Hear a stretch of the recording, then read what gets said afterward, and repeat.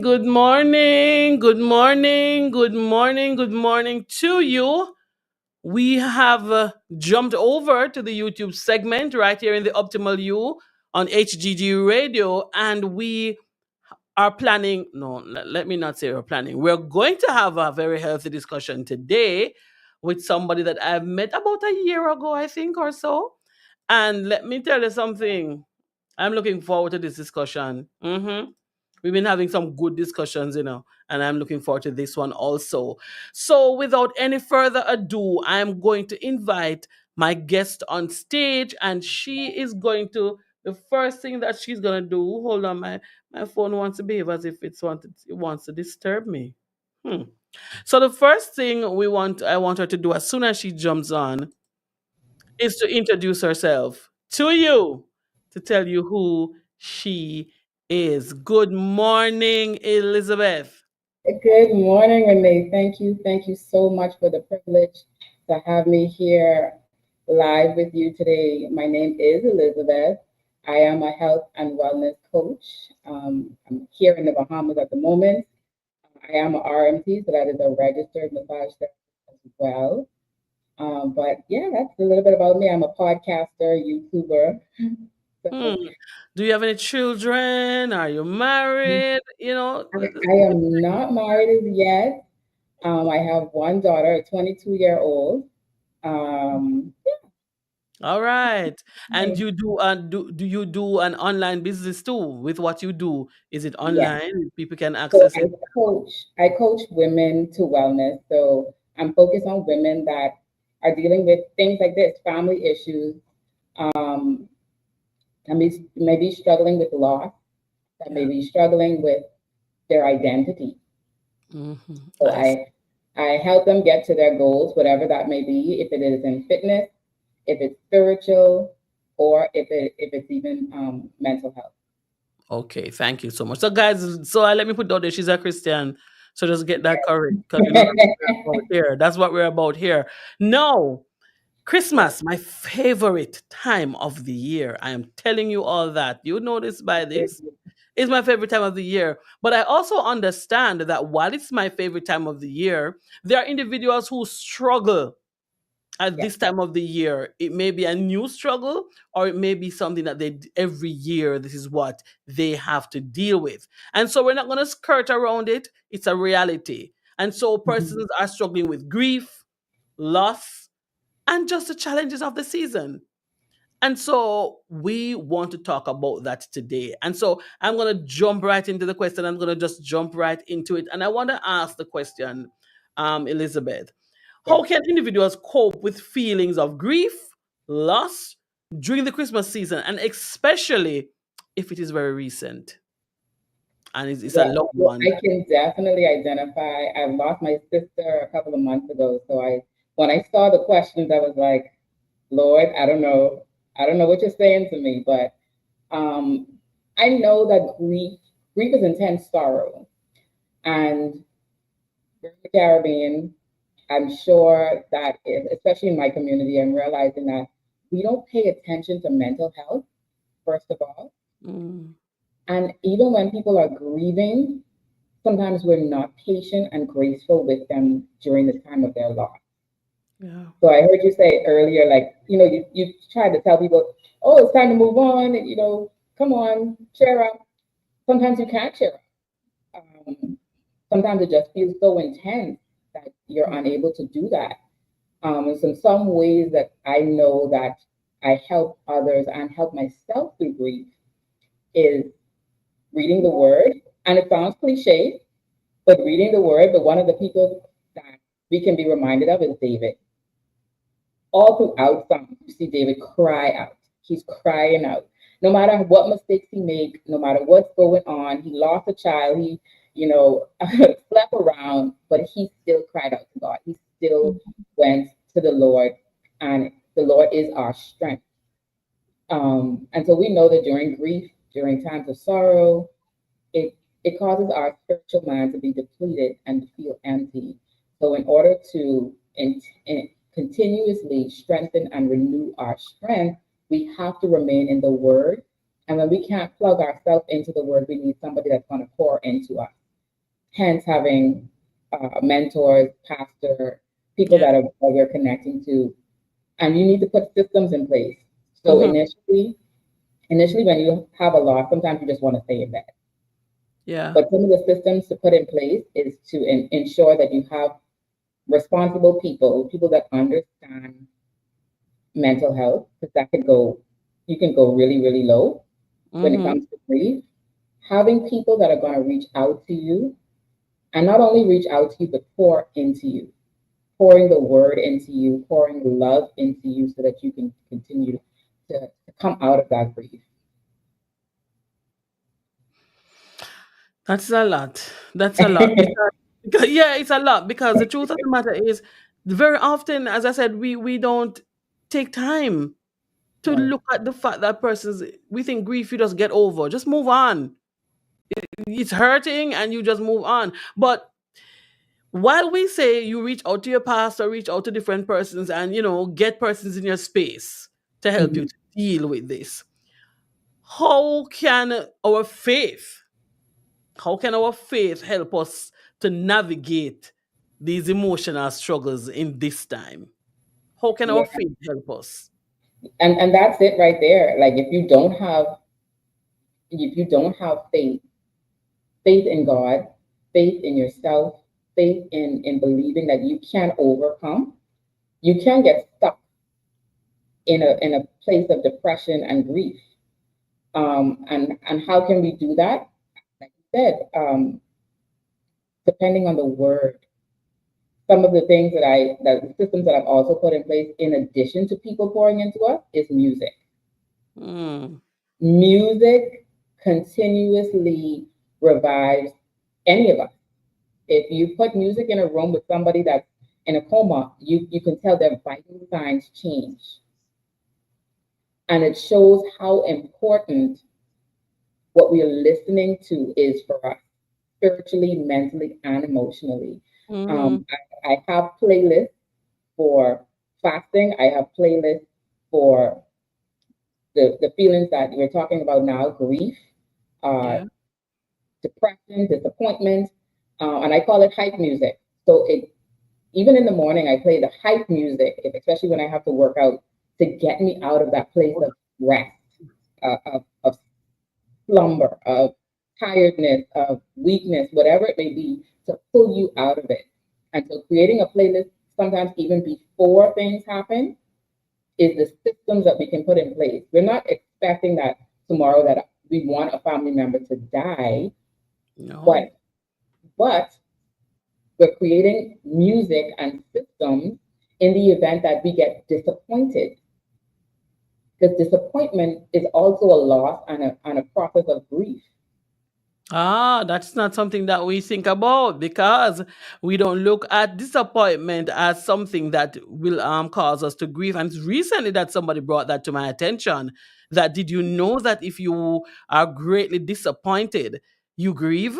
I'm like, what? Yeah, I said, yeah. what do you mean? And they said, yeah, you grieve. You do. You go through the same steps, you go through the same processes of anger, bitterness.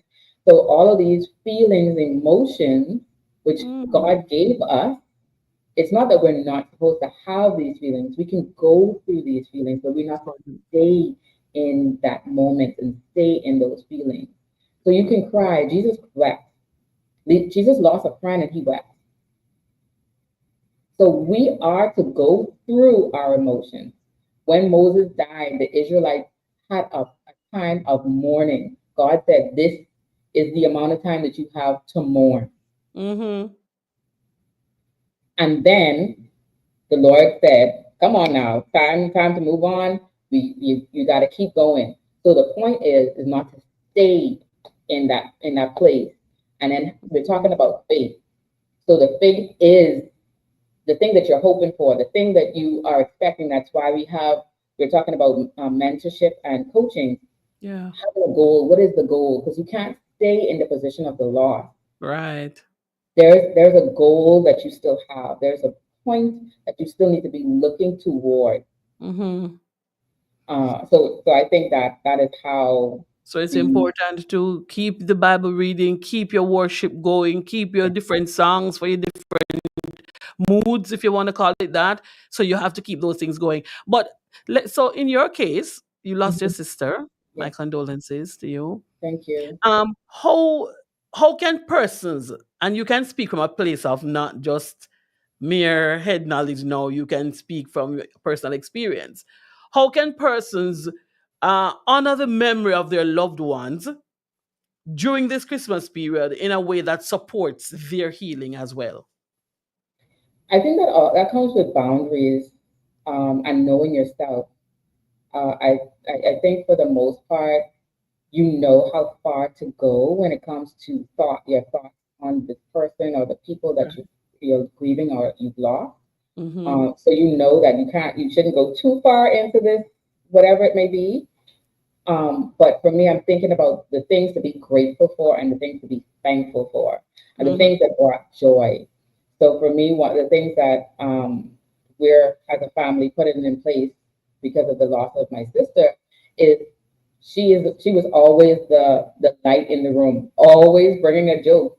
So anytime we're around, and even now, we remember her and talk about the things that she would have done and the things Mm-hmm. that would bring joy. Ah, Um, and like I said, it's not staying in that, like going too far right. into the to make you feel empty or depleted, but to make you feel joyful. So when we talk about it, even if we have a tear in our eye, it's still that's You're the cracking up. joy. Yeah. So you might crack up. You might, remember when she said this? Oh, this girl was crazy and stuff like that. So you lift yourself Yes, thinking positively, her positive attitude, and so you use that in a moment. If you think about her, you just think about the pleasantries. exactly, Mm, mm, exactly. mm. But the what do they call it now? Seasonal affective disorder. So when people during these seasons they come into the blues. Now I was in Canada for about 2 years, Right. and this is something that I don't look. I never. It's not something I liked. The matter of the winter, because it automatically brings a gloom. It Yes, brings a gloom, it's even dark. though you're singing and laughing and the pepper lights and all the pretty things. Yeah. It brings this gloom, and that's one of the things I don't miss about not being in Canada. The Right. gloom of Me too. Christmas, right? I don't miss that. Winter is not. Mm-mm.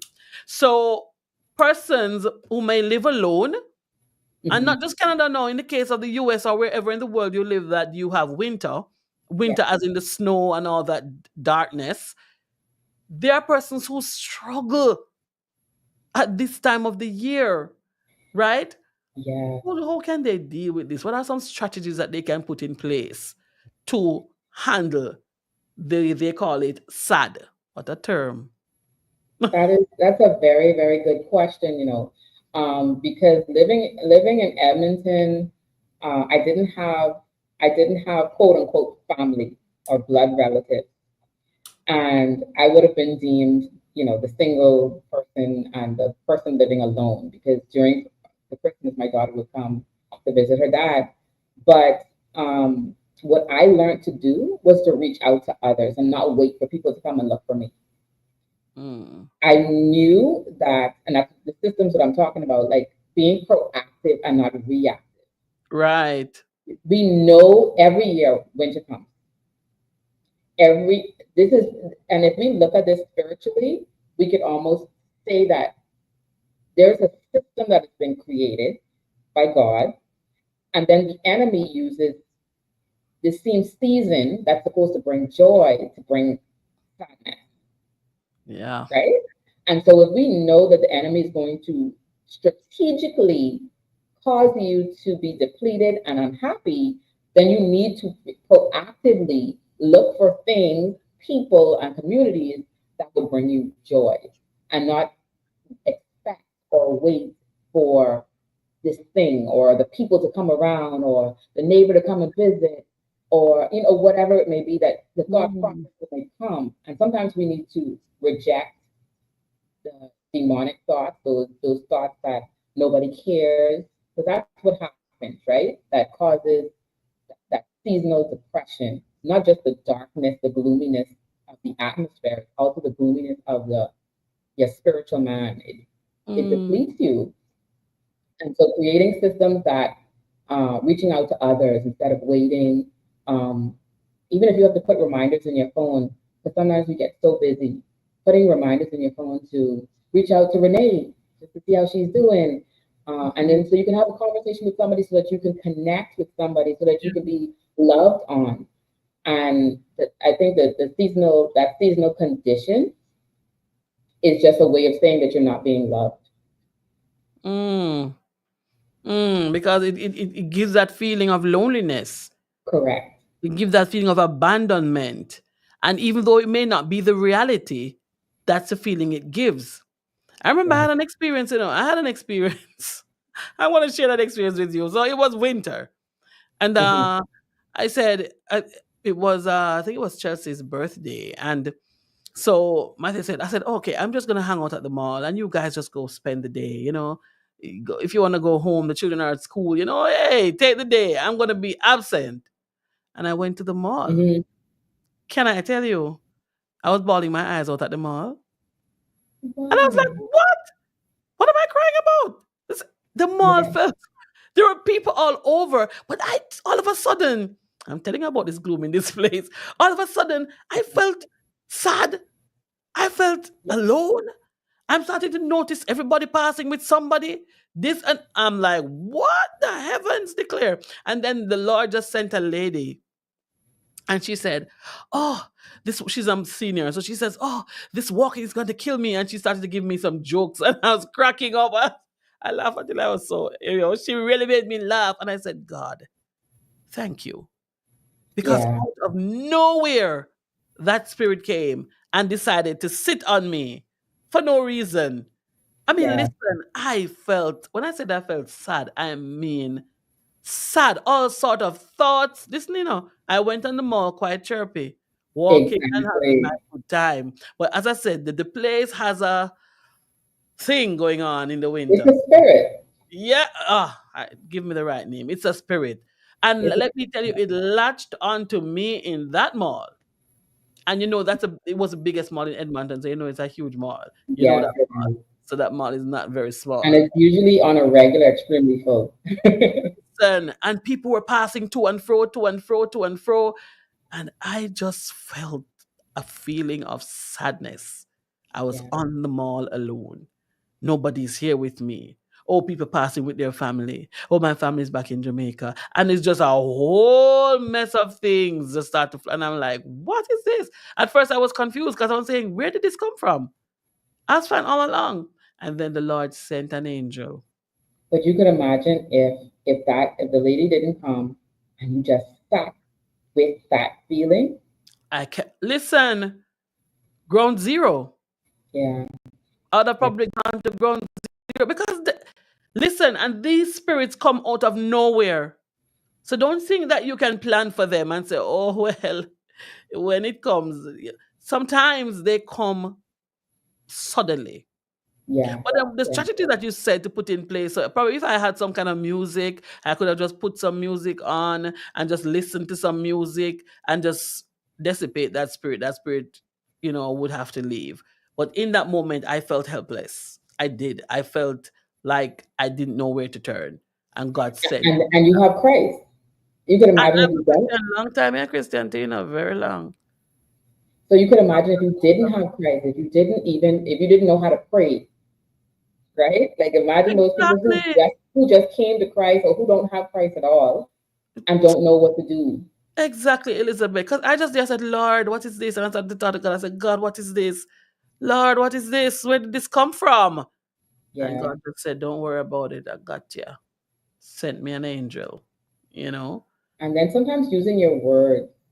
Um, my daughter she has her own relationship with Christ, and as she tells me the different situations and encounters that she has, because she doesn't live with me, she doesn't live in the same city, she lives somewhere else, and so she's away from family very often.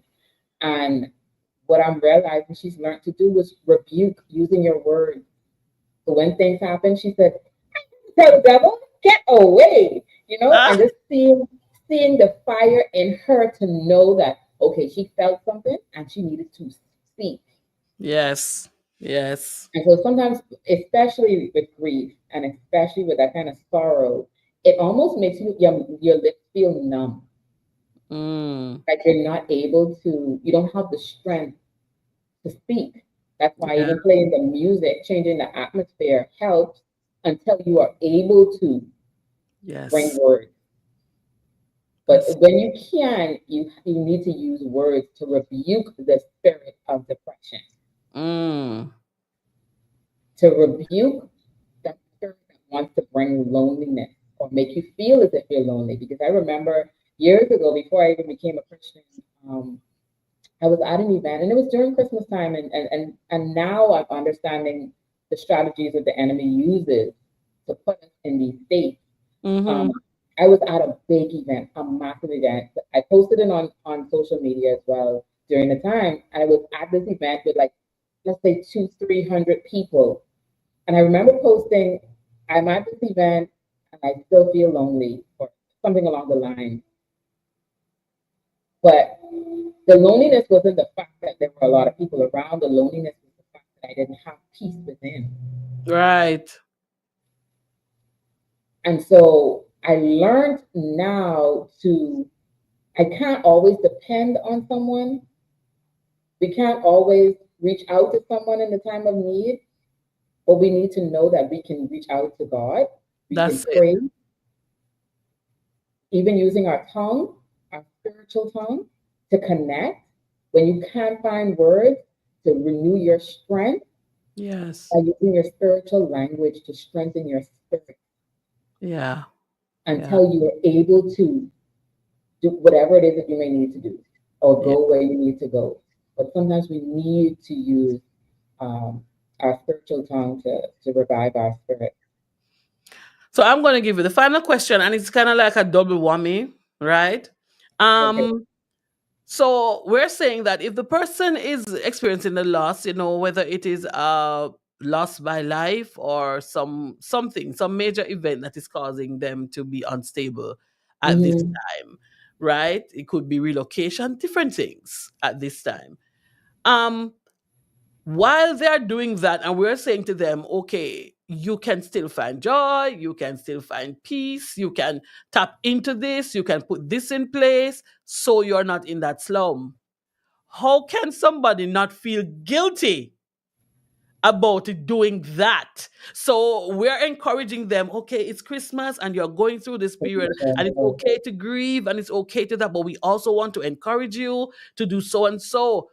But my partner is not here, or my family is not here, or how do I celebrate and not feel bad that I'm celebrating? How does one do that? You know, there were some scriptures that I looked at in particular for that question, and I'm going to read it. And one that I really, really found, like I think that is this is it, is Proverbs 17:22, and it says, "Happiness is good medicine, but sorrow is a disease." Mm-hmm. So being joyful, being happy, you don't need to be guilty to be happy, because you're happy. Mm-hmm. If you stay in the guilt, the bitterness, the sorrow, all of that, it's Yeah. like a disease. It spreads. Mm. It doesn't just it doesn't stay in just a moment. It continues if you dwell there. For weeks, for months, if you're not careful. And if we are all believers, we're walking with Christ, we know that the Holy Spirit cannot dwell in a place that isn't joyful, that doesn't have peace, that doesn't have the fruits of the Spirit. And because He's giving us that strength, the strength that we need, because we can't give ourselves the strength, many times we can't do it. Mhm. If we were able to do it on our own, there wouldn't be depression. And so now, not being guilty is knowing that the person that you love and who loves you wouldn't want you to have a disease. Guilt Mm. and sorrow is a disease to the soul, Yeah. to the spirit. And so when we look at it in that way, the seriousness of it, the magnitude of sorrow and grief, like a disease, then you would know that the person that you love won't want that. Wow. That's a good one. That's a good one. So you don't need to feel bad about enjoying Christmas. You don't need to feel bad about celebrating the birth of Christ with your loved ones and those who are still around. You don't need to feel bad if you're in a different country or a different city or whatever the case may be, and you feel like I'm away from family. I shouldn't be celebrating. I shouldn't be. Oh, you should, because sadness is a disease. It's going to take you over. It is going to spread like wild weeds. Because So what thought is it that brings that to you?